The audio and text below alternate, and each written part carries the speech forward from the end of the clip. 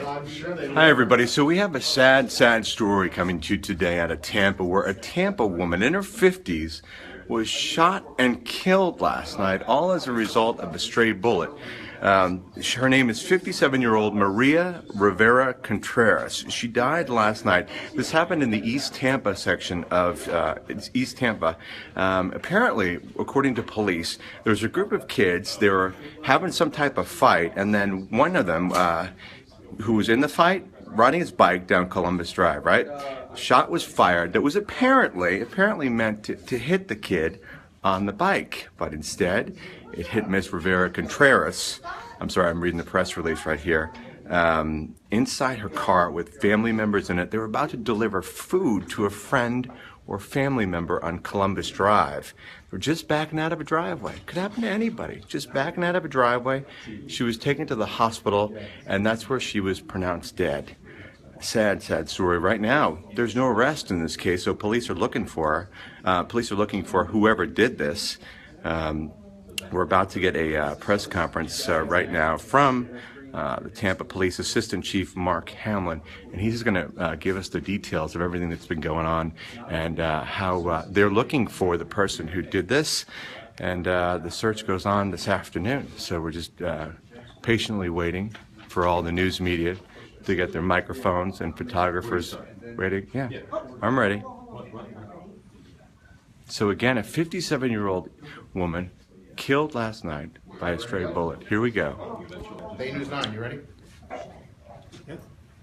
All right. My name is Mark Hamlin. That's Mark with a C, M-A-R-C, H-A-M-L-I-N, Assistant Chief of Police. I just want to say that the Tampa Police Department is very saddened and frustrated by this homicide. In 2016, Chief Ward made a very big concentration and deployed more resources towards violent crimes by forming a Violent Crimes Bureau. Since then, we are down 42% in homicides year to date, and we are also down 28% in all gun-related crimes. So what we're here to talk about is single tragedy, which is truly a tragedy. We have an innocent woman riding in a car with her family. She's hit by a stray bullet because of a senseless neighborhood dispute or something thereof, which we're trying to put our fingers on right now. We are very frustrated, like I said, and we want to solve this crime. What's even more frustrating is that there was a large group of people out there, but they're not being forward with us and coming and giving us information that we're going to need to solve this homicide. So I'm literally pleading to the public, if you know something, please say something, get to us, let us know. They need to do the right thing. This no snitching culture and on a senseless tragedy like that should not come into play. Like I said, as an innocent family woman was killed. So Crime Stoppers is offering a $3,000 reward. You could obviously remain anonymous during Crime Stoppers, and we're just pleading, like I said, to the public to get us some information so we can solve this crime. Can you, apparently you believe these were teenagers who were having some kind of dispute. Can you get into any more about who you think you're looking for, what kind of dispute the dispute was over, stuff like that? We're following up on some leads, but we don't have very many leads considering the amount of people out there. The very few leads we're following, so we don't really have ages on the suspect yet. If we did, we'd want to release descriptions and ages that we knew for definite so that the public could help us. Again, under 18? I have no idea. That would just be speculation. Give us a play-by-play, if you will. She was driving out of just a driveway delivering food. Just tell us about this innocent woman and her actions that night. Well, she was backing out of a driveway, making what we think was a three-point turn. We think about two people were shooting at another person that she had nothing to do with, and she was tragically struck with a bullet and unfortunately died. This is the same area where a shooting happened not too long ago. I believe it was May 16th, and there was surveillance video, and there is surveillance cameras outside. Did you have video of this? Video is one of the first investigative techniques we use, especially in this day and age where everyone has a video camera in their pocket, literally their phone. Most businesses and apartment complexes have video surveillance equipment. So yes, we're checking video very strongly. Do you think these guys know they even hit somebody, or do they think they were just shooting and they didn't hit what they thought they were going to hit? It's hard for me to speculate what they do know. We're trying to get as much media attention as we can, so hopefully maybe they do realize if they feel bad about what happened, we'd love them to come forward as well. So I have no idea what they're thinking or what they know. Someone we spoke with said it sounded like, she used the word automatic gunfire. Was it? Not that we don't believe so. Have you been able to talk to the person who was the intended target? We believe we have spoken to a person that was on the street that might have been the target of the shooting, yes. Are they cooperating? It's hard to say. They can, we don't know what they know, but we did speak to them. And again, did you say what the argument was over, sir? We have no idea No what idea. the argument is over. The intended victim was on a bicycle, right? And the two men, were they on bicycles in a car walking? We believe that there was 2 people on a bicycle shooting at another intended target, yes. Did the bullet go through the car door, the window, was the window open?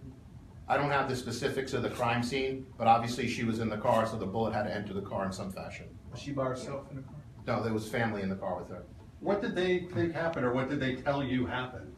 Well, I don't want to get into that because that's very sensitive information. That's a big part of the investigation. So until we have information that we know only the bad guys know, and if I release it to you, that could help someone prepare a story that's not true. When you say there was family members in the car, can you tell us who? I mean, their ages or?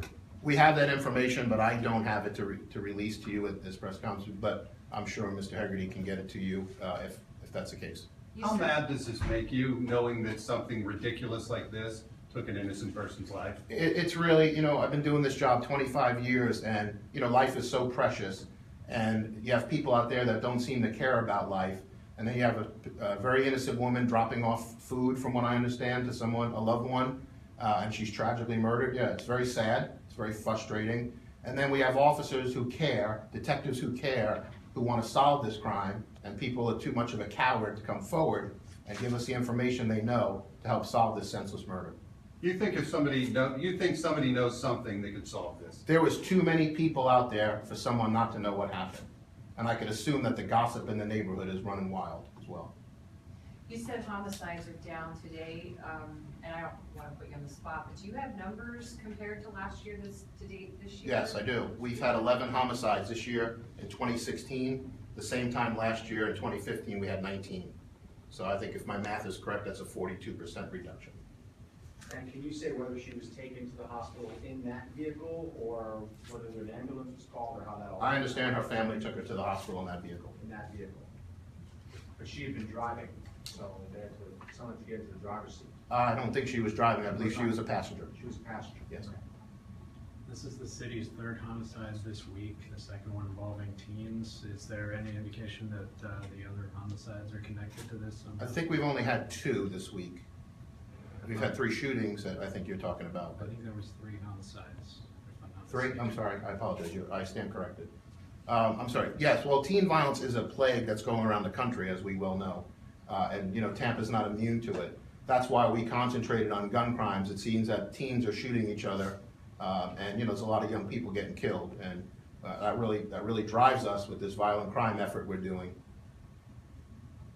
It doesn't go unnoticed. All right, sir. Thank you, Chief. Thank you. My pleasure.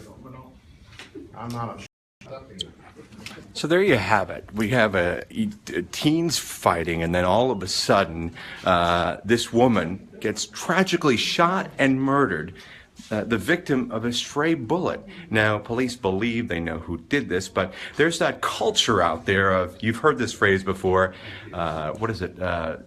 Snitches get stitches. And you heard the assistant chief just now say that people know who did it.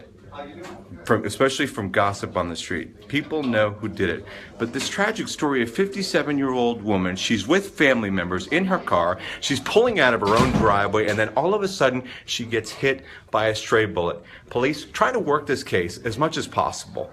But the problem is that people in this neighborhood don't want to talk about it. They don't want to say anything. They don't want to get in trouble because, like I said, if they snitch, they're gonna get stitched. That's the problem here. People know about it, according to police. So that's why, as you heard the assistant chief say, they are pleading with the public here in the Tampa area, pleading with the public to get them the information they need to find the person or persons who pulled the trigger in this case. So that's the story. We're gonna be live with the latest coming up on News Channel 8 at 4 o'clock, 5 o'clock, and throughout the evening. So tune in. Hopefully, there will be a break in the case, and someone, or more than one person, will be caught in the tragic death of this innocent East Tampa woman. Take care until then.